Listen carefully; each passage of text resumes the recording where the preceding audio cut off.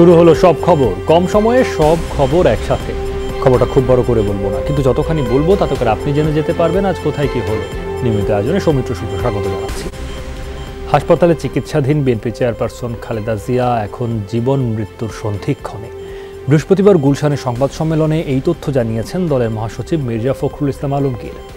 বিদেশে উন্নত চিকিৎসার সুযোগ দিতে আবারও সরকারের প্রতি আহ্বান জানান তিনি। বলেন, সরকারের সদিচ্ছা থাকলে আইন কোনো বাধা নয়। খালেদা জিয়ার মুক্তি ও বিদেশে নিয়ে উন্নত চিকিৎসার দাবিতে শনিবার সারা দেশে গণ অনশন কর্মসূচি ঘোষণা করেন মির্জা ফখরুল। শনিবার সকাল 9টা থেকে বিকেল 4টা পর্যন্ত চলবে এই কর্মসূচি। জানা গেছে, খালেদা জিয়াকে 2 ব্যাগ রক্ত দেওয়া হয়েছে, করা হয়েছে এন্ডোস্কোপিও। হাসপাতালে জীবন মৃত্যুর সন্ধিক্ষণে লড়াই করছে। রক্তদানের পাশাপাশি এন্ডোস্কোপি করা হয়, এটা আমাদের মেডিকেল বোর্ড বারবার আমাদেরকে সুস্পষ্টভাবে জানিয়ে দিয়েছেন এবং বিদেশের উন্নত সেন্টারে দ্রুত ট্রান্সফার করার পরামর্শ দিয়েছেন।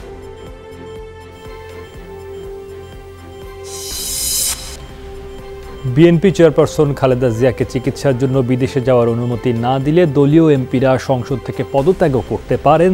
জাতীয় সংসদে এমন হুমকি দিয়েছেন সংসদ সদস্য গোলাম মোহাম্মদ সিরাজ।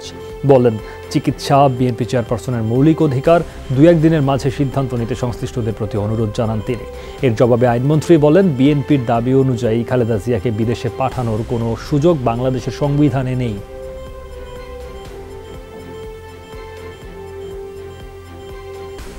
সাবেক প্রধানমন্ত্রীকে 2-1 দিনের মধ্যে জামিন দিয়ে বিদেশে পাঠানো হোক, নচেত কিছু একটা হয়ে গেলে এর দায়ভার আজীবন আওয়ামী লীগকে বহন করতে হবে। মানুষ স্পিকার, এমন হতে পারে যে ম্যাডামের যদি চরম অবস্থা চলে যায় তাহলে হয়তো এই পার্লামেন্টে আমাদের থাকা সম্ভব না হতে পারে। মানুষ স্পিকার, আমি একটা কথাই বলছি, ওনারা বারবার এই একই কথা বলছেন, কিন্তু আইনটা দেখলেই তো হয়, আইনটা দেখলেই হয়।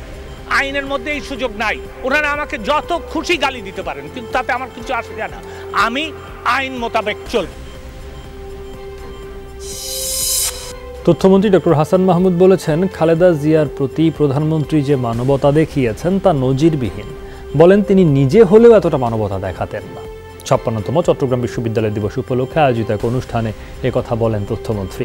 সাজাপ্রাপ্ত আসামি হয়েও খালেদা জিয়াকে বাসায় থাকার অনুমতি দেওয়া হয়েছে, এমনকি একজন পরিচারিকাও তার সাথে সারাক্ষণ রাখতে পারছেন, সেটিও নজিরবিহীন। খালেদা জিয়াকে বিদেশে চিকিৎসা নিতে দেওয়ার দাবি অযৌক্তিক বলেও দাবি করেন তিনি।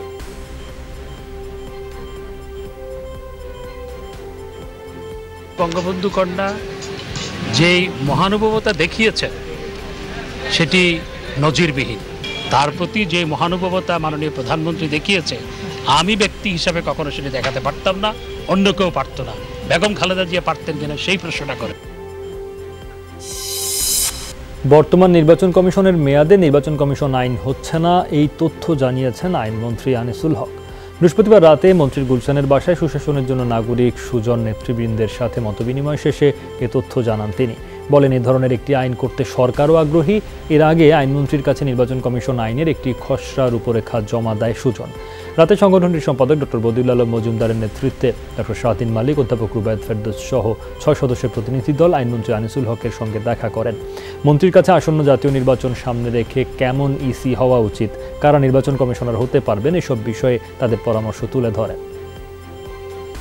3 জন সংসদ সদস্য, একজন সরকারি, একজন লিডার অফ দি হাউস, আরেকজন লিডার অফ দি অপোজিশন, আরেকজন যে সংসদে যে 3য় বৃহত্তম দল তাদের একজন প্রতিনিধি। এবং একই সাথে আমরা সুপারিশ করেছি যে নাগরিক সমাজের অন্তত একজন জনপ্রতিনিধি থাকে, গণমাধ্যমের যেন একজন প্রতিনিধি থাকে। একটা আইনের মাধ্যমে নেক্সট নির্বাচন কমিশনটা যদি গঠিত হয়, তাহলে ওই নির্বাচন কমিশনের উপরে সবার আস্থাটা অনেক বেশি হবে। এই সময়ের মধ্যে এই আইনটা করা যাবে না, কিন্তু ওনারা যেই ড্রাফটটা আমাদেরকে দিয়েছেন, যেই খসড়াটা আমাকে দিয়েছেন, সেই খসড়াটা অবশ্যই আমরা এক্সামিন করব। নওগাঁর মান্দায় ইউপি নির্বাচন কেন্দ্র করে নৌকা ও স্বতন্ত্র প্রার্থীর সমর্থকদের সংঘর্ষে আহত একজন মারা গেছেন। বুধবার রাতে রাজশাহী মেডিকেল কলেজ হাসপাতালে চিকিৎসাধীন অবস্থায় মারা যান ইমরান হোসেন রানা। স্থানীয়রা জানান, 3য় ধাপে নির্বাচন হবে গণেশপুর ইউপিতে। সেই নির্বাচন ঘিরে গত শুক্রবার নৌকা ও স্বতন্ত্র প্রার্থীর সমর্থকরা সংঘর্ষে জড়ায়। এই ঘটনায় আহতদের মধ্যে রানা নামে একজনকে গুরুতর অবস্থায় রাজশাহী মেডিকেলে ভর্তি করা হয়। রানার মৃত্যুতে এলাকায় থমথমে অবস্থা বিরাজ করছে। অভিযোগ পেলে তদন্ত করে আইনগত ব্যবস্থা নেওয়ার কথা জানিয়েছে পুলিশ। ইউনিয়ন পরিষদ নির্বাচনে সংঘর্ষ এবং প্রাণহানির ঘটনায় বিব্রত ক্ষমতাসীন দলের কেন্দ্রীয় নেতৃত্ব। সংঘর্ষ থামাতে আইনশৃঙ্খলা বাহিনীকে আরও কঠোর হওয়ার আহ্বান তাদের। নির্দেশ অমান্য করে একাধিক বিদ্রোহী প্রার্থী হওয়ার ঘটনা পীড়াদায়ক হলেও 2 ধাপের নির্বাচনেই প্রায় 74% ভোট প্রদানকে ইতিবাচক হিসেবে দেখছেন নেতারা।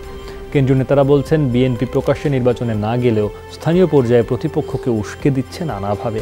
সেই সাথে আছে টানা 3 বার ক্ষমতায় থাকা আওয়ামী লীগে পদবি পাওয়ার অসম প্রতিযোগিতা। নেতারা বলছেন, আগামী জাতীয় নির্বাচন সামনে রেখে স্থানীয় নির্বাচন সংক্রান্ত ইস্যুতে কাউকে স্থায়ীভাবে বহিষ্কার করতে চায় না আওয়ামী লীগ। সংঘাতময় অবস্থা কোন অবস্থাতেই আমাদের জন্য কাম্য না, এবং এই ক্ষেত্রে সরকারকে আমরা অনুরোধ করব, আইনশৃঙ্খলা বাহিনীকে অনুরোধ করব, যাতে ভবিষ্যতে সংঘাতময় পরিস্থিতির আর কোনো উদ্ভব না হয়। আমাদের সকলেরই দায়িত্বশীল আচরণ করা উচিত। যারা ইলেকশনে দাঁড়ায় এবং তাদের কর্মী এবং যারা নির্বাচনে প্রতিযোগিতা করে সকলেরই কিন্তু সহনশীল আচরণের প্রয়োজন, তাতে এগুলো কমে আসবে। আসন্ন ইউপি নির্বাচনে মুন্সিগঞ্জের সিরাজদি খান বাসাইল ইউপি চেয়ারম্যান সাইফুলের কোনো কর্মী মারা গেলে তার পরিবারকে 10 লাখ টাকা দেওয়ার প্রতিশ্রুতি দিয়েছেন আওয়ামী লীগের মনোনয়ন প্রত্যাশী এই প্রার্থী। উত্তর পাথরঘাটা গ্রামে এক কর্মী সভায় একথা বলেন তিনি। তবে তার এই বক্তব্য সামাজিক যোগাযোগ মাধ্যমে জন্ম দিয়েছে বিতর্ক। নৌকা প্রতীক প্রত্যাশী অন্যান্য প্রার্থীরা বলছেন, সাইফুলের এমন বক্তব্য উস্কানিমূলক। তবে সাইফুলের দাবি, তার বক্তব্যের খণ্ডিতাংশ ভাইরাল করা হয়েছে। নিজের কর্মীদের সুরক্ষার প্রশ্নেই তিনি এমন বক্তব্য দিয়েছেন, এমনটাই জানান তিনি। শুক্রবার আওয়ামী লীগের কেন্দ্রীয় কার্যকরী কমিটির সভায় চলমান ইউনিয়ন পরিষদ নির্বাচনের বিষয় নিয়ে আলোচনা হবে বলে জানিয়েছেন দলটির সাধারণ সম্পাদক ওবায়দুল কাদের। সভায় গাজীপুর সিটি কর্পোরেশনের মেয়রের বিষয়ে সিদ্ধান্ত হতে পারে বলেও জানান তিনি। বৃহস্পতিবার নিয়মিত ব্রিফিং ওবায়দুল কাদের বলেন, ইউপি নির্বাচনে যারা বিদ্রোহ করছে এবং বিদ্রোহীদের মদত দিচ্ছে তাদের ব্যাপারে দায়িত্বপ্রাপ্ত সাংগঠনিক সম্পাদকদের রিপোর্ট দিতে বলা হয়েছে। ওবায়দুল কাদের দাবি করেন, বিএনপি উস্কানি দিয়ে নানা ঘটনা ঘটিয়ে সরকারের ওপর দায় চাপাচ্ছে।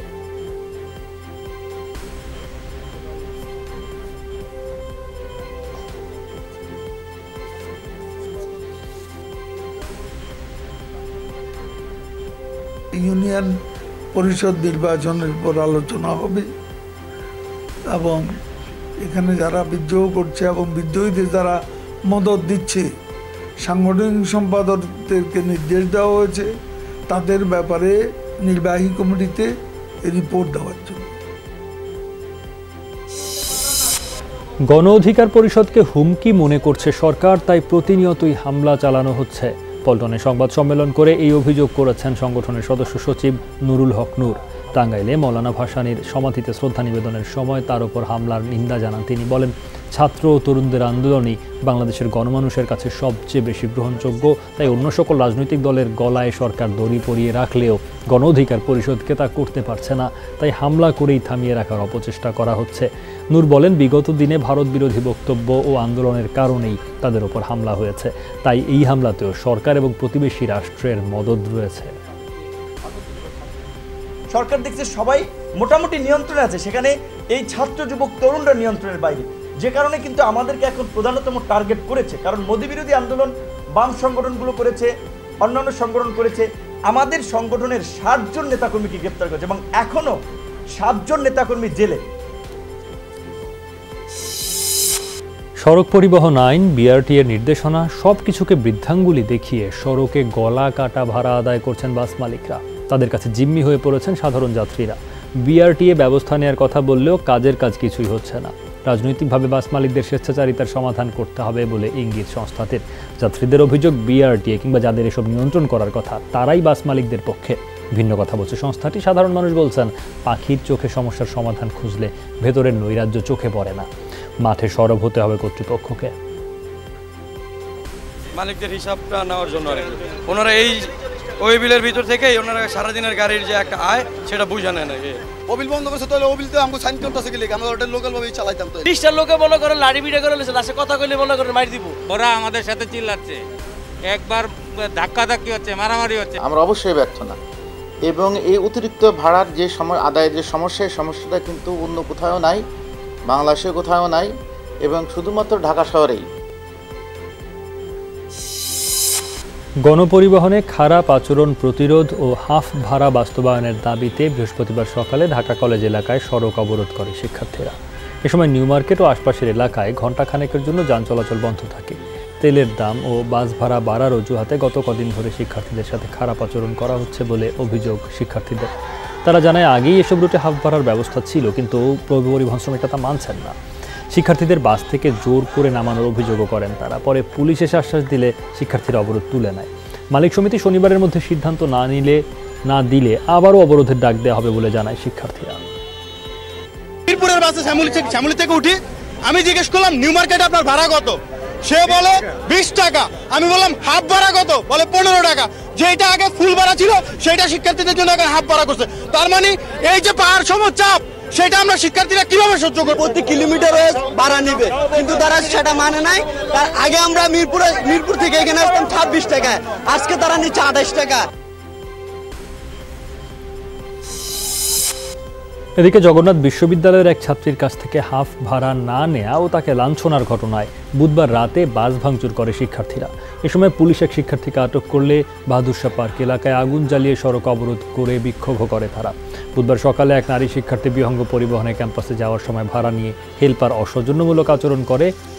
এই ঘটনার জেরে সন্ধ্যায় ক্যাম্পাসের সামনে সেই পরিবহনের বাস ভাঙচুর করে উত্তেজিত শিক্ষার্থীরা। এ সময় পুলিশ এক ছাত্রকে আটক করে থানায় নিয়ে যায়। পরে ছাত্র আটকের প্রতিবাদে শিক্ষার্থীরা ক্যাম্পাসের সামনে সড়ক অবরোধ করে বিক্ষোভ করে। 4 ঘন্টারও বেশি সময় ধরে বিক্ষোভের পর আটক ছাত্রকে ছেড়ে দেওয়া হলে অবরোধ তুলে নেওয়া হয়। তেলের দাম বৃদ্ধির তুলনায় বেশি ভাড়া আদায় করে জনগণের সাথে প্রতারণা করা হচ্ছে বলে অভিযোগ যাত্রী কল্যাণ সমিতির। অর্থনীতিবিদ আনু মোহাম্মদ বলেন, মধ্যরাতে ডিজেলের দাম বাড়িয়ে বাস ভাড়া নৈরাজ্যের সবই সরকারের সাজানো নাটক। সরকার পরিবহন মালিকদের চাঁদার উপর নির্ভর করে বলেই তাদের ব্যাপারে দুর্বল, এমন অভিযোগ করেছেন অর্থনীতিবিদ অধ্যাপক আনু মোহাম্মদ। অবিলম্বে ডিজেলের দাম কমানো ও বাস ভাড়া নৈরাজ্য বন্ধ করে গণপরিবহন ব্যবস্থাকে পুনর্বিন্যাসের দাবি করা হয় সংবাদ সম্মেলনে।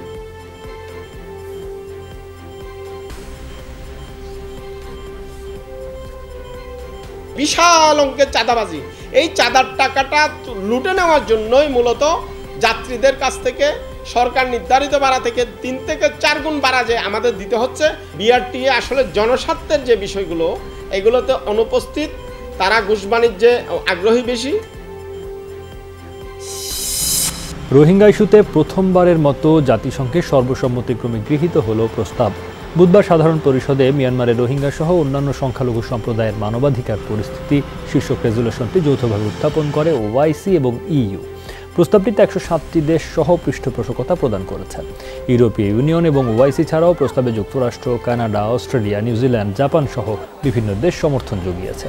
প্রস্তাবে বাস্তুচ্যুত রোহিঙ্গাদের আশ্রয় এবং মানবিক সহায়তা দেয়া, জাতীয় কোভিড-19 ভ্যাকসিন কর্মসূচিতে তাদেরকে অন্তর্ভুক্ত করার মাধ্যমে বাংলাদেশ যে মানবিকতা প্রদর্শন করেছে তার ভূয়সী প্রশংসা করা হয়। রোহিঙ্গা ইস্যুতে জাতিসংঘের এই রেজুলেশনকে ইতিবাচক হিসেবে দেখছে বাংলাদেশ, এমনটাই জানিয়েছেন পররাষ্ট্রমন্ত্রী ডক্টর এ কে আব্দুল মোমেন। বৃহস্পতিবার বিআইআইএতে বাংলাদেশ দক্ষিণ আফ্রিকার দ্বিপাক্ষিক সম্পর্ক নিয়ে ওয়েবিনারে তিনি একথা জানান। পররাষ্ট্রমন্ত্রী বলেন, এমন পদক্ষেপে আগে যারা বিরোধিতা করেছিল এবার তারা নীরব ছিল। যারা আগে বাধা দিত, যেমন চায়না কিংবা রাশিয়া, তারা কিন্তু চুপ করে আছে, এবং that mean there is they also want, Russia, China সবাই চায় এই রোহিঙ্গাদের আপনার সমস্যা দূর হোক। রাশিয়ার সাথে আমার আলাপ হয়েছে এবং চায়নার তো আলাপ, তারা টুক সাম ইনিশিয়েটিভ যে তাদের স্বদেশে they must go back to their country for a better future. ভুটানের ভূখণ্ডে চীনের অনুপ্রবেশের ছবি ধরা পড়ল স্যাটেলাইটে। ভারতীয় গণমাধ্যম এনডিটিভি জানায়, ভুটানের ভূমি দখল করে 1 বছরে 4টি গ্রাম তৈরি করেছে চীন। স্যাটেলাইটের ছবিতে স্পষ্ট প্রায় 100 বর্গ কিলোমিটার এলাকা জুড়ে গ্রামগুলোর অবস্থান। বিতর্কিত ডোকলাম সীমান্তের কাছাকাছি এসব গ্রাম। এ ব্যাপারে আনুষ্ঠানিক বিবৃতি দেয়নি বেইজিং। 2007 সালে ডোকলামে আধিপত্য বিস্তারকে কেন্দ্র করে দফায় দফায় ভারত ও চীন সহিংসতায় জড়ায়। নামাজের উপর নিষেধাজ্ঞা ইস্যুতে এবার মুসলমানদের পাশে দাঁড়ালো ভারতের গুরগাঁওয়ের শিখ সম্প্রদায়। নামাজের জন্য উন্মুক্ত করে দেওয়া হয়েছে গুরুদুয়ারা। ধর্মীয় উপাসনালয় কর্তৃপক্ষ জানিয়েছে, সম্প্রতি বিভিন্ন জায়গায় মুসলমানদের নামাজ আদায়ের বিরোধিতা করা হচ্ছে, যা নষ্ট করছে ভারতের সাম্প্রদায়িক সম্প্রীতি। তাই গুরুদুয়ারায় নামাজ আদায়ের এই সুযোগ। সম্প্রতি হরিয়ানার গুরগাঁওয়ে উন্মুক্ত স্থানে জুমার নামাজের উপর নিষেধাজ্ঞা জারি করে কর্তৃপক্ষ। বিভিন্ন উগ্র হিন্দুত্ববাদী সংগঠনের দাবি, উন্মুক্ত স্থানে জুমার নামাজের নামে জমি দখলের চেষ্টা করা হচ্ছে। গেল 1 মাস যাবৎ উত্তপ্ত সেখানকার পরিস্থিতি। সেনাশাসন বিরোধী বিক্ষোভে এখনও উত্তাল সুদান। বুধবার নিরাপত্তা বাহিনীর সাথে সংঘাতে নিহত হয়েছেন কমপক্ষে 14 জন। এই নিয়ে মাসব্যাপী আন্দোলন সহিংসতায় প্রাণহানি বেড়ে দাঁড়ালো 38 জনে, আহত শতাধিক। সুদানে গণতন্ত্রের দাবিতে গতকালও রাজধানী খার্তুমের রাজপথে নামেন হাজারো মানুষ। সেনাবাহিনীর ক্ষমতা দখলের বিরুদ্ধে প্রতিবাদ জানান তারা। আন্দোলনকারীদের হঠাৎ টিয়ার গ্যাস, গুলি ছোড়ে নিরাপত্তা বাহিনী। একদিন আগেই বিচ্ছিন্ন করে দেওয়া হয় মোবাইল সংযোগ। গুলি ছোড়ার কথা অস্বীকার করেছে দেশটির পুলিশ। নিহতের ঘটনার তদন্ত হবে বলে দাবি করা হয়েছে রাষ্ট্রীয় টেলিভিশনে। গত 25 অক্টোবর এক অভ্যুত্থানের মাধ্যমে সুদানের শাসন ক্ষমতা দখল ও সরকার ভেঙে দেন সেনাপ্রধান আবদেল ফাত্তাহ আল বুরহান।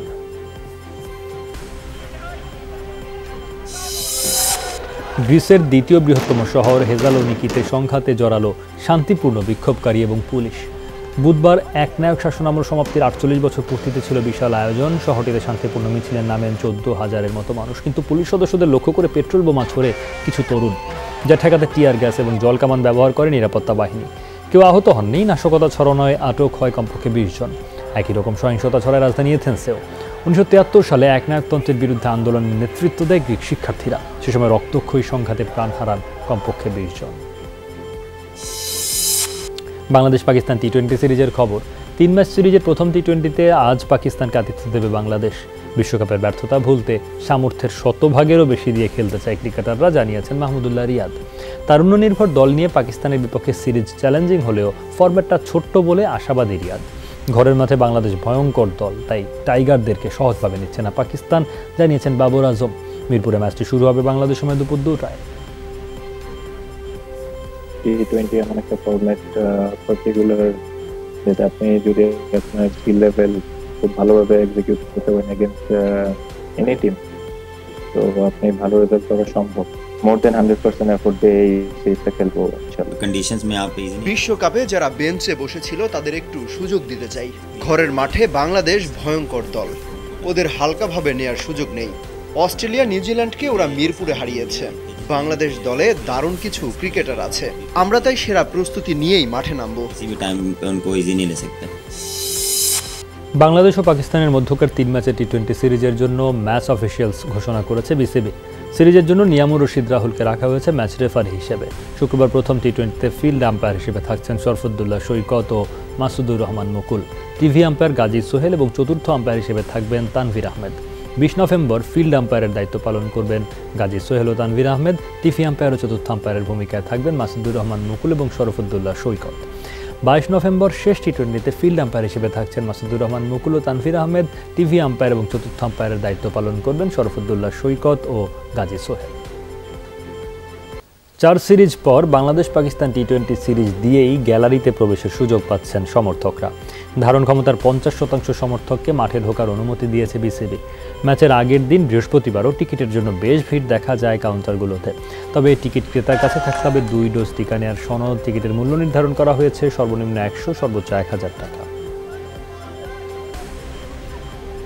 দাঁড়ানোটা সমস্যা না, টিকিট পাইলে তো আর কোনো সমস্যা না, বাট হচ্ছে আমরা তো স্টুডেন্ট, আমরা তো করোনা টিকিট দিই না। এখন যদি আমরা ভিতরে না ঢুকতে পারি ওটা হচ্ছে আমাদের দুর্ভাগ্য আর কি। কাছাকাছি চলে আসছি, টিকিটটা হাতে পেলে কষ্ট আর থাকবে না। খেলা দেখতে পেলে এই কষ্টের সফলতাটা আমরা পাবো। টিকিটটা হাতে পেলে হয়তো কষ্ট ভুলে যাবো আমরা। আসলে এটা সারপ্রাইজ আমার জন্য, যে আমি আসলে ভাবি নাই যে আজকেরটা পাবো এইভাবে করে। গেল বছর 26 এপ্রিল নরসিংদীর মেঘনা নদীতে পাওয়া নারী মরদেহের হত্যা রহস্য উদ্ঘাটন করেছে পুলিশ ব্যুরো অব ইনভেস্টিগেশন। অজ্ঞাত পরিচয় হিসেবে দাফনের পর ফেসবুকে ছবি দেখে পরিবার শনাক্ত করে মরদেহটি নিপা আক্তারের। তদন্তে নেমে পিবিআই হত্যাকাণ্ডে জড়িত 7 জনকে চিহ্নিত করে 2 জনকে আটক করে। জানা যায় প্রেমিকাকে হত্যা করে নদীতে ভাসিয়ে দেয় প্রেমিক। বিয়ের কথা বলে তাকে হত্যা করে লাশটাকে মেঘনায় ভাসিয়ে দেয় তারা। 2টা সৃষ্টি করে একই কথা বলছে যে গলায় গামছা লাগিয়ে 2 পাশ থেকে টান দিয়েছে ভয়ঙ্করভাবে, এবং কয়েকজন ধরছে, আর একজন আর কি কাঠের বাটা মাছে নৌকার কাঠন বাটা দিয়ে বেপরোয়াভাবে মারপিট করেছে। নেত্রকোনায় শোবার ঘর থেকে বাবা ও শিশু সন্তানের মরদেহ উদ্ধারের মোটিভ জানতে কাজ করছে পুলিশ। জিজ্ঞাসাবাদের জন্য স্ত্রী সালমা আক্তারকে হেফাজতে নেওয়া হয়েছে। পুলিশ বলছে রহস্য উদ্ঘাটনে আইন শৃঙ্খলা রক্ষা বাহিনীর একাধিক টিম মাঠে নেমেছে। বাসার সিসি ক্যামেরার ফুটেজ সংগ্রহের পাশাপাশি সালমা আক্তারের মোবাইল জব্দ করা হয়েছে। মরদেহ দুটি পাঠানো হয়েছে মর্গে। পোস্টমর্টমের রিপোর্ট হাতে পেলেই জানা যাবে হত্যা না আত্মহত্যা। বৃহস্পতিবার ভোরে পুরসভার নাগরা এলাকায় 5তলা ভবনের একটি ফ্ল্যাটে মেলে বাবা কায়ুম ও তার 2 বছরের ছেলে আহনাব শাকিলের মরদেহ। স্ত্রীর দাবি, ভোর রাতে ঘুম থেকে উঠে পাশের কক্ষে ফ্যানের সাথে মরদেহ ঝুলতে দেখেন তিনি। পরে রশি কেটে নিচে নামিয়ে থানায় খবর দেন বলে দাবি সালমার। আমরা এসে মাটিতে স্বয়ংরত অবস্থায় এবং ছোট বাচ্চা এবং তার বাবা কায়ুম সর্দারকে আমরা পাই। পেয়ে আমরা প্রাথমিক তদন্ত শুরু করি। মৃত্যুর প্রকৃত রহস্য কি, কারণ এই সমস্ত বিষয় নিয়ে আমরা তদন্ত করতেছি। আপাতত লাশ মর্গে প্রেরণ করা হচ্ছে। গাইবান্ধার পলাশবাড়ী উপজেলায় কৃষক হাসান আলী হত্যা মামলায় সাবেক উপজেলা চেয়ারম্যান সহ 8 আসামির আমৃত্যু কারাদণ্ড দিয়েছেন আদালত। একই সঙ্গে প্রত্যেককে 1 লাখ টাকা করে জরিমানা ও অনাদায়ে আরও 3 মাসের কারাদণ্ডের আদেশ দেন আদালত। মামলার অন্য 8 আসামিকে খালাস দেওয়া হয়েছে। পলাতক 2 আসামিকে গ্রেফতারে জারি করা হয়েছে পরোয়ানা। হত্যা মামলার দীর্ঘ 22 বছর পর 13 আসামির উপস্থিতিতে এই রায় ঘোষণা হলো। রায়ে জানা যায় 1999 সালের 22 আগস্ট পলাশবাড়ী আদর্শ ডিগ্রি কলেজের অধ্যক্ষ নিয়োগকে কেন্দ্র করে দণ্ডিত আসামিরা হাসান আলীকে হকি স্টিক দিয়ে পিটিয়ে হত্যা করে। এই ঘটনায় তার ভাই বাদী হয়ে 17 জনকে আসামি করে মামলা দায়ের করেন। এই 16 জন আসামির মধ্যে 8 জন 6 জন উপস্থিত এবং 2 জন পলাতক আসামিকে এটা আমৃত্যু কারাদণ্ড 302 এবং 326 আমৃত্যু কারাদণ্ড দিয়েছেন এবং 1 লক্ষ টাকা জরিমানা অনাদায়ে 3 মাস। আসামি পক্ষ এই রায়ে সন্তুষ্ট নয় এবং এই রায়ের বিরুদ্ধে তারা উচ্চ আদালতে আপিল দায়ের করবেন। টঙ্গীর কলেজ গেট এলাকা থেকে 200 কেজি চোলাই মদ তৈরির সরঞ্জাম সহ মানিক বড়াল নামে একজনকে গ্রেফতার করেছে পুলিশ। গেল কয়েক বছর ধরে তিনি মদ তৈরি করে আসছিলেন। গোপন খবরের ভিত্তিতে অভিযান চালায় টঙ্গী পশ্চিম থানা পুলিশ। সেখান থেকে উদ্ধার করা হয় প্রায় 200 কেজি। এই ঘটনায় থানায় একটি মাদক মামলা দায়ের করা হয়েছে। ঘৃণাবাচক শব্দ নিয়ন্ত্রণে ফেসবুককে আন্তর্জাতিক ও জাতীয় নীতিমালা মানতে কেন বাধ্য করা হবে না জানতে চেয়ে সরকারকে নোটিশ দেওয়া হয়েছে। ফেসবুকে হিংসা ও ধর্মীয় বিদ্বেষ ছড়ায় এমন সব কন্টেন্ট সরিয়ে নিতে সরকারকে লিগ্যাল নোটিশ দিয়েছেন সুপ্রিম কোর্টের একজন আইনজীবী। আন্তর্জাতিক নীতিমালা অনুযায়ী ফেসবুক পরিচালনার জন্য ফেসবুকের প্রধান নির্বাহী মার্ক জাকারবার্গ সহ 5 জনকে নোটিশ দেওয়া হয়েছে। বৃহস্পতিবার সাংবাদিক সেলিম সামাদ সহ 4 ব্যক্তি এই নোটিশ পাঠান। নোটিশে ফেসবুকের অপব্যবহার রোধে আন্তর্জাতিক নীতিমালা অনুযায়ী পরিচালনার ব্যবস্থা গ্রহণ করতে বলা হয়েছে। কমিউনাল ভায়োলেন্সের ক্ষেত্রে যে হেট স্পিচের যে ভূমিকা সেটা নিয়ন্ত্রণ করার দায়িত্ব রয়েছে সরকারের, বিশেষ করে বিটিআরসি, স্বরাষ্ট্র মন্ত্রণালয়, ডিজিটাল সিকিউরিটি এজেন্সি এবং আমাদের ডাক ও টেলিযোগাযোগ বিভাগের দায়িত্ব রয়েছে। সেই দায়িত্ব প্রতিপালনে তারা ব্যর্থ হয়েছে। প্রথম শ্রেণীর এক শিক্ষার্থীর বয়স 107 বছর। না, প্রকৃত বয়স নয়, করণিক ভুলে জন্মসনদী শিশুটির বয়স বেড়ে গেছে 100 বছর। এমন ঘটনা কিশোরগঞ্জের পাকুন্দিয়ায়। এর মধ্যে বিষয়টি ভাইরাল সামাজিক যোগাযোগ মাধ্যমে। জন্মসনদে ভুলের কারণে ভোগান্তি পোহাতে হচ্ছে শিশুটির পরিবারকে। মিলছে না উপবৃত্তির টাকা। স্কুলে ভর্তির সময় ভুলের বিষয়টি ধরা পড়ে, তখন টিকা কার্ড দেখে ভর্তি নিলেও দ্রুত জন্মসনদ সংশোধনের পরামর্শ দেন শিক্ষকরা। শিশুটির জন্মসনদ সংশোধনের ব্যবস্থা নেওয়ার কথা জানিয়েছেন উপজেলা নির্বাহী কর্মকর্তাও।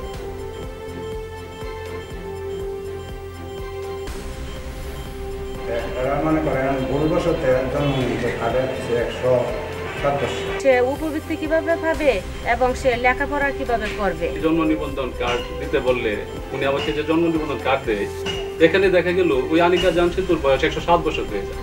তাহলে 107 বছর কিভাবে হয়ে যায়? সম্পূর্ণ ভুলক্রমে এক উঠে পড়ছে, 107 বছর হয়ে গেছে সংশোধন প্রক্রিয়া।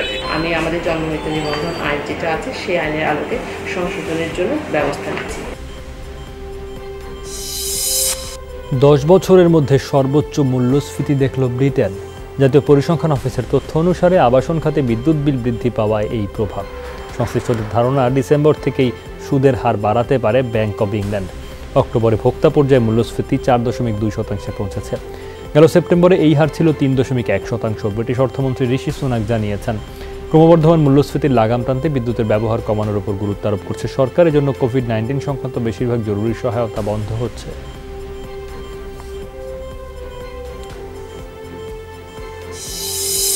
ইসরায়েলি নিরাপত্তা বাহিনীর গুলিতে প্রাণ হারালো এক ফিলিস্তিনি কিশোর। বুধবার তার বিরুদ্ধে সীমান্তের 2 পুলিশ সদস্যকে ছুরিকাঘাতের অভিযোগ আনা হয়। 16 বছরের কিশোরের বাড়ি পূর্ব জেরুজালেমে। প্রকাশিত সিসিটিভি ফুটেজে দেখা যায় দোলোরেসা এলাকায় টহলরত পুলিশদের ওপর হঠাৎই সে আক্রমণ করে, এলোপাতাড়ি ছুরিকাঘাত করতে থাকে। এ সময় দায়িত্বরত সেনাদের গুলিতে লুটিয়ে পড়ে ওই ফিলিস্তিনি। এখনও তার নাম পরিচয় প্রকাশ করা হয়নি। ইসরায়েল নিরাপত্তা বাহিনী জানিয়েছে 2 সদস্য হাসপাতালে চিকিৎসাধীন। ঘটনাটি ঘিরে অঞ্চলটিতে সাঁড়াশি অভিযান শুরু করেছে ইসরায়েল। ভয়াবহ বন্যায় বিপর্যস্ত কানাডার ব্রিটিশ কলম্বিয়ায় জারি হয়েছে জরুরি অবস্থা। উদ্ধার তৎপরতায় মোতায়েন করা হয়েছে সেনাবাহিনী। বন্যা পরিস্থিতিকে 500 বছরের মধ্যে সবচেয়ে খারাপ আখ্যা দিয়েছেন প্রদেশটির প্রধানমন্ত্রী জন হরগ্যান। গত কয়েকদিনে টানা ভারী বৃষ্টি ও ঝড়ের প্রভাবে ব্রিটিশ কলম্বিয়ায় তৈরি হয় ভয়াবহ বন্যা পরিস্থিতি। বিধ্বস্ত রাস্তাঘাট, বাড়িঘর, বেশ কিছু এলাকায় বন্ধ হয়ে যায় রেল যোগাযোগও। ভূমিধসও হয়েছে একাধিক এলাকায়। এতে মারা গেছেন 1 জন, খোঁজ মেলেনি 2 জনের। দুর্গত এলাকা থেকে উদ্ধার করা হয়েছে কয়েক হাজার মানুষকে। ভূমিধসের কারণে বন্ধ হয়ে গেছে সবচেয়ে বড় সমুদ্র বন্দর ভ্যাঙ্কুভারে যাওয়ার পথ। শিরোপা ধরে রাখতে ইংল্যান্ডের বিপক্ষে ম্যাচ দিয়ে অনূর্ধ্ব-19 বিশ্বকাপে মিশন শুরু করবে বাংলাদেশ। 16 জানুয়ারি অনুষ্ঠিত হবে বর্তমান চ্যাম্পিয়নদের খেলাটি। 14 জানুয়ারি উদ্বোধনী ম্যাচে স্বাগতিক উইন্ডিজের মুখোমুখি হবে অস্ট্রেলিয়া। এরপর কানাডার বিপক্ষে 20 তারিখে পরবর্তী ম্যাচে মাঠে নামবে জুনিয়র টাইগাররা। আর 2 দিন পর গ্রুপের শেষ ম্যাচে বাংলাদেশের প্রতিপক্ষ সংযুক্ত আরব আমিরাত। 16 দলের 48 ম্যাচের এই টুর্নামেন্ট প্রথমবারের মতো হতে যাচ্ছে ক্যারিবীয় দ্বীপপুঞ্জে। 5 ফেব্রুয়ারি ফাইনালের মাধ্যমে পর্দা নামবে উইন্ডিজ যুব বিশ্বকাপে। খেলোয়াড় ক্যাটাগরিতে সেরা করদাতার মর্যাদা পেয়েছেন বাংলাদেশ জাতীয় দলের মাহমুদুল্লাহ রিয়াদ, তামিম ইকবাল এবং সৌম্য সরকার। বিষয়টি নিশ্চিত করেছে জাতীয় রাজস্ব বোর্ড। এই তালিকায় কয়েক বছর ধরেই দেখা যাচ্ছে তামিম ইকবালকে। এবার তার সঙ্গে যুক্ত হলেন মাহমুদুল্লাহ এবং সৌম্য। জাতীয় আয়কর দিবসের সম্মাননা হিসেবে তাদের প্রত্যেককে বিশেষ সুবিধার ট্যাক্স কার্ড দেওয়া হবে। এছাড়া বিভিন্ন পেশাজীবী শ্রেণীতে 75 জন, কোম্পানি পর্যায়ে 54 এবং অন্যান্য ক্ষেত্রে 12টি ট্যাক্স কার্ড প্রাপ্তদের নাম প্রকাশ করেছে এনবিআর।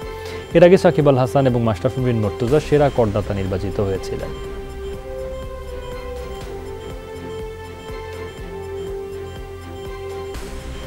স্কুলে গিয়ে দেয়া হবে করোনার ভ্যাকসিন। শিক্ষার্থীদের নিবন্ধন জটিলতা কাটাতেই এমন সিদ্ধান্ত বলে জানিয়েছেন স্বাস্থ্যমন্ত্রী জাহিদ মালেক।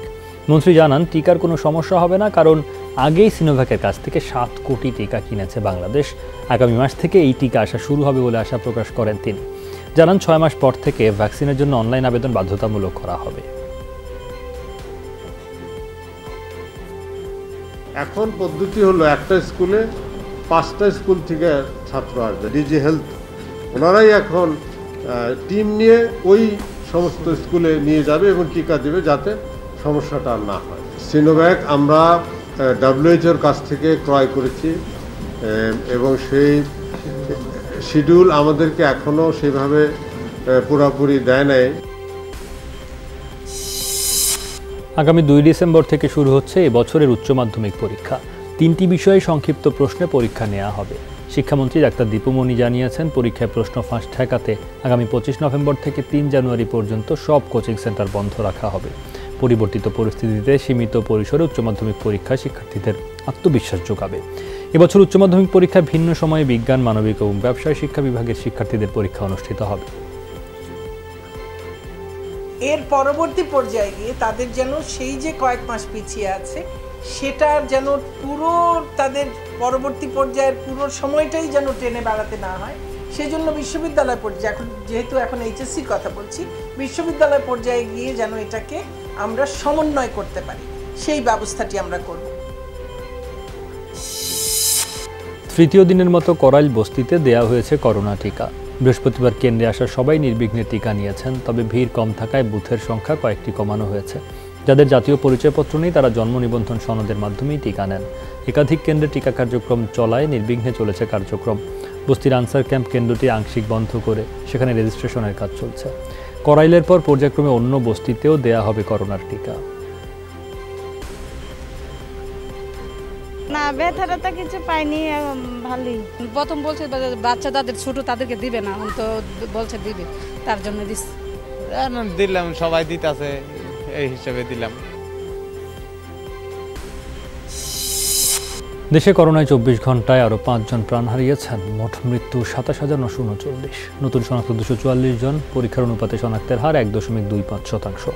নমুনা পরীক্ষা হয়েছে 19,560টি। এ পর্যন্ত শনাক্ত 15,73,458 জন। 24 ঘন্টায় সুস্থ হয়েছেন 294 জন।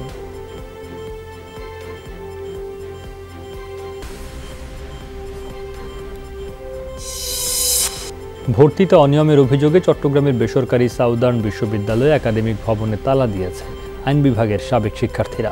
ক্যাম্পাসে অবস্থান নিয়ে দিনভর বিক্ষোভের পাশাপাশি উপাচার্য ও শিক্ষকদের অবরুদ্ধ করে রাখে তারা। নিয়ম ভঙ্গ করে 50 জনের বেশি শিক্ষার্থী ভর্তি করায় সার্টিফিকেট কোথাও গৃহীত হচ্ছে না বলে অভিযোগ ভুক্তভোগীদের। সব মিলিয়ে ভবিষ্যৎ নিয়ে শঙ্কায় আইন বিভাগের প্রায় 200 শিক্ষার্থী। বিষয়টি সমাধানের চেষ্টা চলছে বলে জানান বিশ্ববিদ্যালয়ের শিক্ষকরা। আমাদেরকে এই বিষয়ে কোনো তথ্য না দিয়ে সকল তথ্য গোপন করে আমাদের ভর্তি করা হয়েছে 50+। যখন আমরা বার কাউন্সিলে গেলাম, বার কাউন্সিল আমাদেরকে ডিটেইন করলো, বললো যে আপনি জাল একটা জিনিস থেকে বানিয়ে নিয়ে আসলেন, জাল একটা ডকুমেন্ট থেকে বানিয়ে নিয়ে আসলেন। বার কাউন্সিল আমাদের কিন্তু সার্টিফিকেট মধ্যে রিজেক্ট করছিল, বলতেছে আপনাদের কিন্তু এই যে রেজিস্টার্ড আপনাদের কোনো অ্যাপ্রুভাল ইউজিসি থেকে নেই। এগুলো আমরা অথরিটিকে জানিয়েছি, কিন্তু আমাদেরকে অথরিটি এমন কোনো আশ্বাস এখন পর্যন্ত দিতে পারেনি। বৃহস্পতিবার ছিল চট্টগ্রাম বিশ্ববিদ্যালয় দিবস। 55 বছরে পা রাখল দেশের অন্যতম শীর্ষ এই বিদ্যাপীঠ। এ উপলক্ষে দিনভর আনন্দ উৎসবে মুখরিত পুরো ক্যাম্পাস। মিলন মেলা, স্মৃতিচারণ ও সাংস্কৃতিক অনুষ্ঠান সহ নানা আয়োজনে মেতে ওঠেন বর্তমান ও সাবেক শিক্ষক শিক্ষার্থীরা। বের করা হয় বর্ণাঢ্য আনন্দ শোভাযাত্রা। প্রিয় বিদ্যাপীঠে এসে উচ্ছ্বসিত শিক্ষক শিক্ষার্থী সহ সবাই দীর্ঘ 55 বছরে নানা চড়াই উতরাই পেরিয়ে এই অঞ্চলে উচ্চশিক্ষার বিস্তারে চট্টগ্রাম বিশ্ববিদ্যালয়ের অনন্য ভূমিকার কথা তুলে ধরেন উপাচার্য। চট্টগ্রাম বিশ্ববিদ্যালয় গবেষণা পিছিয়ে পড়ছে, আমরা চাই অন্যান্য বিশ্ববিদ্যালয়কে চট্টগ্রাম বিশ্ববিদ্যালয় ছাড়িয়ে যাবে। 56 বছর না, আরো এগিয়ে যাক চট্টগ্রাম বিশ্ববিদ্যালয়। পড়ালেখার মান এখন অনেক উন্নত, আরো যাতে সামনে আরো উন্নত হয়। সেশন জটের যে ধাক্কাটা আমরা খাচ্ছি এটা যাতে না হয়। আমরাও চাচ্ছি একটি জ্ঞান ভিত্তিক সমাজ তৈরির জন্য আমাদের শিক্ষকরা এগিয়ে আসবে, ছাত্র শিক্ষকদের মেলবন্ধন সুদৃঢ় হবে। সারা দেশে অনুপ্রবেশকারীদের দিয়ে রমরমা মনোনয়ন বাণিজ্য করা হচ্ছে বলে অভিযোগ করেছেন চাঁদপুরের হাজীগঞ্জ থানা আওয়ামী লীগ নেতা আক্তার হোসেন। বৃহস্পতিবার সকালে জাতীয় প্রেস ক্লাবে সংবাদ সম্মেলনে তিনি দাবি করেন টাকার বিনিময়ে প্রয়াত শীর্ষ সন্ত্রাসী পিচ্চি হান্নানের সহযোগী হাদিকে হাজীগঞ্জ 1 নং ইউপি নির্বাচনে নৌকা প্রতীক তুলে দেওয়া হচ্ছে। কতিপয় আওয়ামী লীগ নেতা বিশেষ সুবিধা নিয়ে অনুপ্রবেশকারীদের ইউপি নির্বাচনে নৌকা প্রতীকে মনোনয়ন দেওয়ার চক্রান্ত করছে বলে দাবি করেন তিনি। বলেন, সাবেক বিএনপি নেতাদের ইউপি নির্বাচনে পুনর্বাসন করা হচ্ছে। ত্যাগী নেতাকর্মীদের বঞ্চিত না করতে দলের শীর্ষ নেতাদের প্রতি আহ্বান জানান হাজীগঞ্জ থানা আওয়ামী লীগ নেতা আক্তার হোসেন।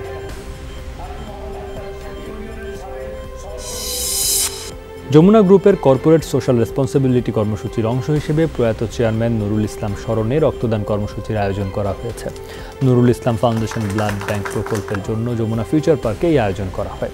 যমুনা গ্রুপের পরিচালক ও হুরাইন হাইটেক ফেব্রিক্স লিমিটেডের ব্যবস্থাপনা পরিচালক সুমাইয়া রোজালিন ইসলাম এই রক্তদান কর্মসূচির উদ্বোধন করেন। স্বেচ্ছায় রক্তদান কর্মসূচির এই আয়োজনে সহায়তা করছে কোয়ান্টাম ফাউন্ডেশন। তারা সংগৃহীত রক্ত সংরক্ষণ এবং প্রয়োজনে সরবরাহ করবেন। আয়োজকরা জানিয়েছেন, বছরের 2 বার আয়োজন করা হবে এই স্বেচ্ছায় রক্তদান কর্মসূচি। বছরে আমরা 2 বার এই ধরনের প্রোগ্রাম করব। আমরা এই ব্লাডগুলো ওনাদের ল্যাবে রাখবো যাতে করে পরবর্তীতে ইউজেবল হয়, এবং আমাদের যে ফ্যামিলিতে যে মেম্বাররা আছেন হুরাইন ফ্যামিলিতে, পাশাপাশি আমাদের কলিগদের, বন্ধুবান্ধব এবং পরিবার পরিজনও পরবর্তীতে এই ব্লাডের সাপোর্টটা পাবে প্রয়োজন অনুযায়ী। করোনা ভাইরাসের ভয়াবহ রূপ দেখছে জার্মানি। বুধবার শনাক্ত হয় 60,000-এর উপর সংক্রমণ, যা দেশটির মহামারীর ইতিহাসে রেকর্ড। স্বাস্থ্যবিদদের আশঙ্কা, শীত মৌসুমে ইউরোপে ধাক্কা দিতে যাচ্ছে করোনার 4th ওয়েভ। সে কারণে পূর্ব প্রস্তুতি গ্রহণের আহ্বান জানিয়েছেন জার্মান চ্যান্সেলর অ্যাঙ্গেলা মার্কেল। জরুরি পদক্ষেপ গ্রহণে আঞ্চলিক নেতাদের প্রতি আলোচনার ডাকও দেন তিনি। লকডাউন এড়াতে এরই মাঝে একগুচ্ছ বিধিমালা ঘোষণা করেছে বেলজিয়াম, যার অন্যতম ঘরের বাইরে 10 বছর থেকে মাস্ক পরা বাধ্যতামূলক। সপ্তাহে 4 দিন করতে হবে ওয়ার্ক ফ্রম হোম। 2022 সালের এপ্রিল থেকে ভ্যাকসিনের বুস্টার ডোজ দেওয়া শুরু করবে বেলজিয়াম। পোল্যান্ড বেলারুশ সীমান্ত রেখা অপেক্ষারত অভিবাসন প্রার্থীদের নেওয়া হয়েছে অস্থায়ী আশ্রয় কেন্দ্রে। বুধবার বেলারুশের রাষ্ট্রীয় গণমাধ্যম নিশ্চিত করে এই তথ্য। মঙ্গলবার রাত থেকেই সীমান্তরক্ষী বাহিনী ধাপে ধাপে সরিয়ে নিতে থাকে অভিবাসন প্রার্থীদের। যৌথ বিবৃতিতে দুই দেশ জানিয়েছে কাঁটাতারের কাছে আর বাকি রয়েছেন 2000-এর মতো মানুষ। গেল মাস থেকে পোল্যান্ড বেলারুশ সীমান্তে নামে অভিবাসন প্রত্যাশীদের ঢল। এই ইস্যুতে বেলারুশের উপর নিষেধাজ্ঞা আরোপের হুমকিও দেয় ইউরোপীয় ইউনিয়ন। একে জোটের ওপর লুকাশেঙ্কো সরকারের চাপ হিসেবে দেখছে বাকি সদস্যরা। ব্রিটিশ নৌবাহিনীর একটি F-35 যুদ্ধবিমান বিধ্বস্ত হয়েছে ভূমধ্যসাগরে। অল্পের জন্য রক্ষা পান পাইলট। বুধবার যুক্তরাজ্যের স্থানীয় সময় সকালে হয় এই ঘটনা। তবে এ ব্যাপারে বিস্তারিত কিছু জানায়নি প্রতিরক্ষা মন্ত্রণালয়। দুর্ঘটনার কারণ অনুসন্ধানে আনুষ্ঠানিক তদন্ত শুরু হয়েছে। এর আগে ইরাক ও সিরিয়ায় আইএস বিরোধী অভিযানে ব্যবহৃত হয় এই জেট। দলে পেশাদার কোনো ফুটবলার নেই। পেশায় কেউ রং মিস্ত্রি, কেউ নির্মাণ শ্রমিক, কেউ বা নৌকা চালক। অথচ সেই সিশেলসি কিনা অপরাজিত থেকে শ্রীলঙ্কার 4 জাতি টুর্নামেন্টের ফাইনালে। এবার লক্ষ্য শিরোপা জয়। অ্যামেচার এই দলটির সাফল্যের পেছনে রয়েছে ফুটবলারদের পরিশ্রম ও দেশের প্রতি ভালোবাসা।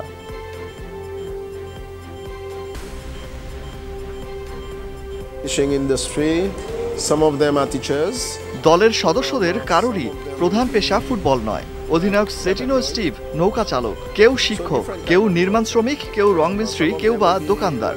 তাদেরকে একত্র করে মাত্র 5 সপ্তাহের প্রস্তুতির সুযোগ পেয়েছি, যার পুরো সময়টা গেছে ফিটনেস ঠিক করতে। তারপরও এই টুর্নামেন্টে ফুটবলাররা যে সাফল্য দেখিয়েছে, কোচ হিসেবে আমি গর্বিত। এশিয়ান আর্চারি চ্যাম্পিয়নশিপে প্রথমবারের মতো স্বর্ণ জয়ের সুযোগ বাংলাদেশের সামনে। সেই উপলক্ষে এনে দিয়েছেন হাকিম আহমেদ রুবেল ও দিয়া সিদ্দিকির জুটি। ভারতকে হারিয়ে রিকার্ভ মিশ্র দলগত ইভেন্টের ফাইনালে উঠেছেন 2 আর্চার। ফাইনালে বাংলাদেশের প্রতিপক্ষ আসরের সবচেয়ে সফল দল দক্ষিণ কোরিয়া।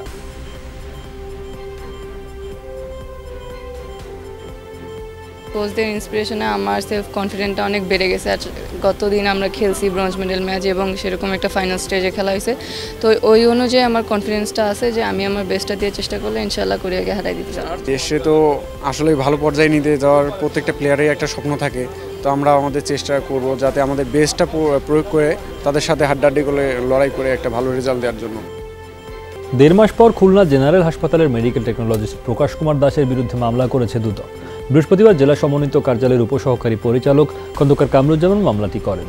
2.5 কোটির বেশি টাকা নিয়ে গত 23 সেপ্টেম্বর থেকে লাপাত্তা রয়েছেন প্রকাশ। মামলায় উল্লেখ করা হয়েছে 2020 সালের জুলাই থেকে 2021 সালের জুলাই পর্যন্ত বিভিন্ন সময়ে খুলনা জেনারেল হাসপাতালের মেডিকেল টেকনোলজিস্ট প্রকাশ কুমার দাস করোনা পরীক্ষার ইউজার ফি বাবদ প্রায় 2.58 লাখ টাকা সরকারি কোষাগারে জমা না দিয়ে আত্মসাৎ করেন। এই ঘটনায় হাসপাতাল কর্তৃপক্ষের তদন্ত কমিটি সত্যতা পাওয়ায় জিডি করে। দুদক খুলনা বিভাগীয় পরিচালক মঞ্জুর মোর্শেদ জানান, আপাতত মামলায় প্রকাশকে একমাত্র আসামি করা হয়েছে। তদন্তে অর্থ আত্মসাতের সাথে আরও কারো সম্পৃক্ততা পাওয়া গেলে আসামি করা হবে। সুনির্দিষ্ট খাতে কর্মীদের দক্ষতা বাড়িয়ে সে অনুযায়ী বিনিয়োগ পরিকল্পনা করতে হবে সরকারকে। শুধু পণ্যের প্রচলিত বাজারের উপর নির্ভর করলে চলবে না। এটি করা না গেলে এলডিসি তালিকা থেকে বেরিয়ে বিপদে পড়বে বাংলাদেশ। বৃহস্পতিবার সকালে বিশ্ব বাণিজ্য সংস্থা ডব্লিউটিওর মন্ত্রী পর্যায়ের সম্মেলন সামনে রেখে এসব পর্যবেক্ষণ জানায় centre for policy dialogue CPD. এ সময় মূল প্রবন্ধ উপস্থাপন করেন সম্মানীয় ফেলো ডক্টর মুস্তাফিজুর রহমান। বলেন, চতুর্থ শিল্প বিপ্লবের যুগে ই কমার্স এবং কৃষি ডব্লিউটিওর আওতায় আসতে পারে। মহামারীকালে একই খাতে বাংলাদেশে উল্লেখযোগ্য অগ্রগতি এসেছে, তাই বাজার সুবিধার ধারণা থেকে বেরিয়ে উৎপাদনশীলতা ও দক্ষতায় গুরুত্ব দিতে হবে। একই সাথে সরকারের প্রণোদনা উদ্যোগ ঢেলে সাজাতে হবে।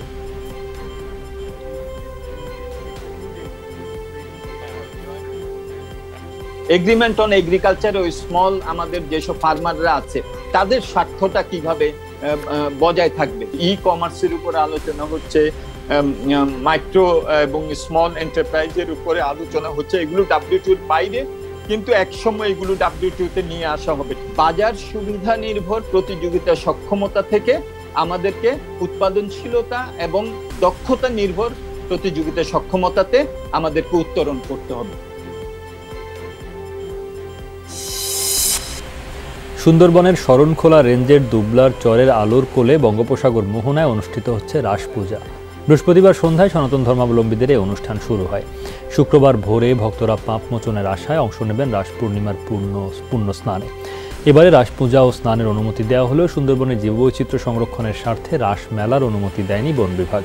বাগেরহাটের পূর্ব সুন্দরবন বিভাগীয় বন কর্মকর্তা মোহাম্মদ বেলায়েত হোসেন জানান, এবারে শুধুমাত্র সনাতন ধর্মাবলম্বীদের জাতীয় পরিচয়পত্র দেখিয়ে ও নির্দিষ্ট 5 নৌপথে সেখানে যাওয়ার অনুমতি মিলেছে।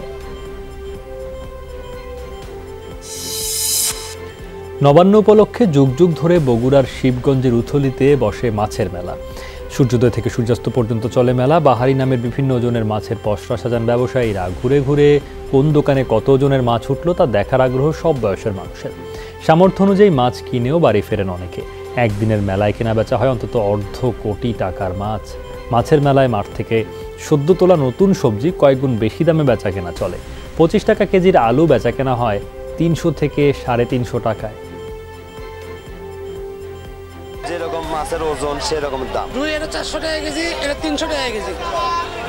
ব্রিগেডের ওটা 300 টাকা কেজি, এটা 350 টাকা কেজি। আলু 300 টাকা কেজি, ওই 100 গ্রাম 200 গ্রাম এর নিবে।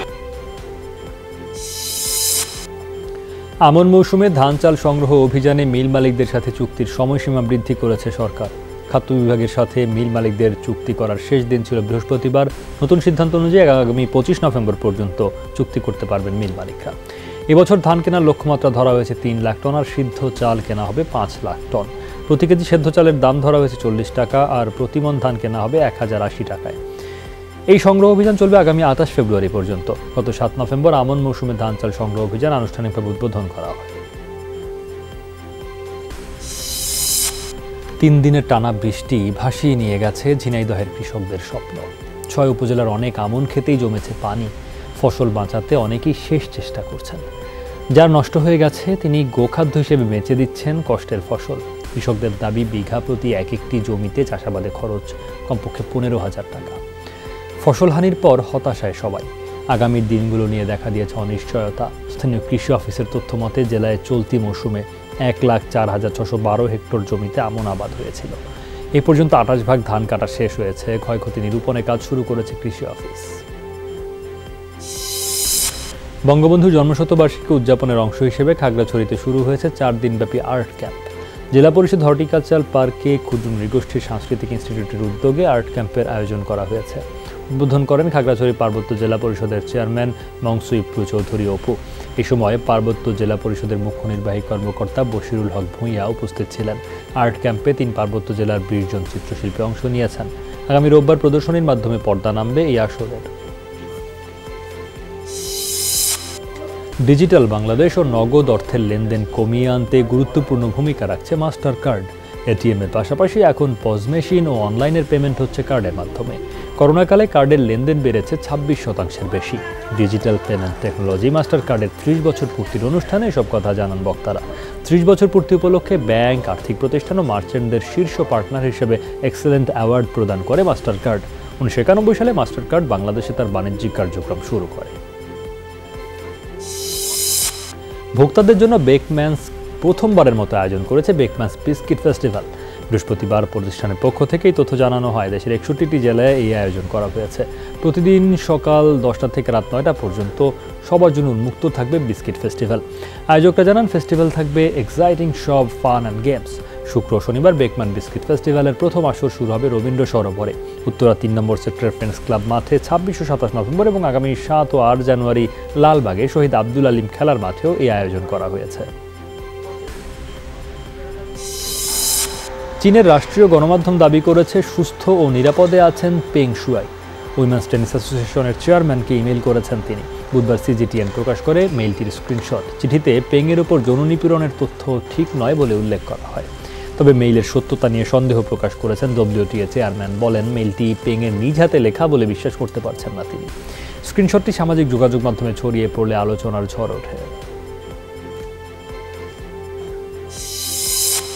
বিগ ব্যাশ টি20 লিগ থেকে অধিনায়কত্ব ছেড়ে দিয়েছেন অস্ট্রেলিয়ার টি20 বিশ্বকাপ জয়ী অধিনায়ক অ্যারন ফিঞ্চ। তার জায়গায় মেলবোর্ন রেনেগেটসকে নেতৃত্ব দেবেন নিক ম্যাডিনসন। আন্তর্জাতিক সূচির ব্যস্ততার কারণে এই সিদ্ধান্ত নিয়েছেন ফিঞ্চ।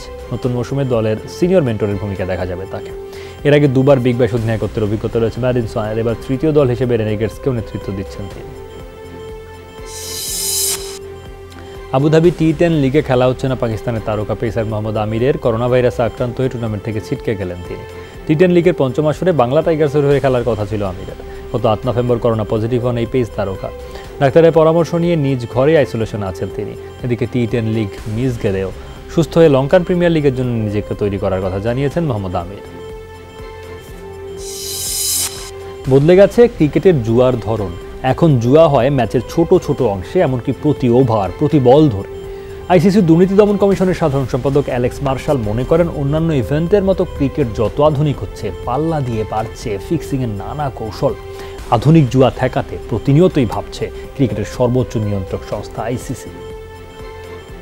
আন্তর্জাতিক ক্রিকেট নিয়ে আমাদের খুব একটা চিন্তা নেই। ভারত, পাকিস্তান, ইংল্যান্ড, অস্ট্রেলিয়ার মতো দেশে আমাদের দুর্নীতি দমন শাখা খুব ভালো কাজ করছে। আসল সমস্যা ফ্র্যাঞ্চাইজি ক্রিকেট নিয়ে। গত 2 বছরে ফ্র্যাঞ্চাইজি ক্রিকেট নিয়ে আমাদের যা অভিজ্ঞতা, তাতে দেখেছি জুয়ারিরা দলের মধ্যে ঢুকে পড়ে পেছন থেকে কাজ করে। কিছু হলে মালিকের নাম সামনে চলে আসে। এই ছিল সব খবরে। তোমার সাথে থাকার জন্য ধন্যবাদ।